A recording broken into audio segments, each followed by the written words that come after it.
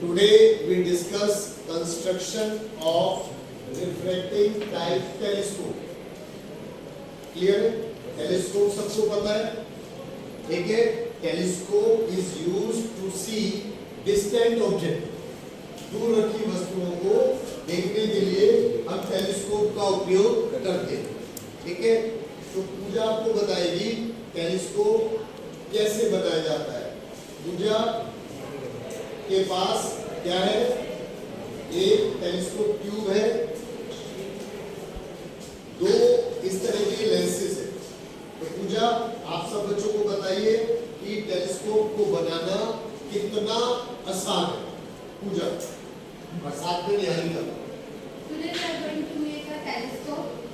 This is the telescope tube, and this is the eyepiece lens,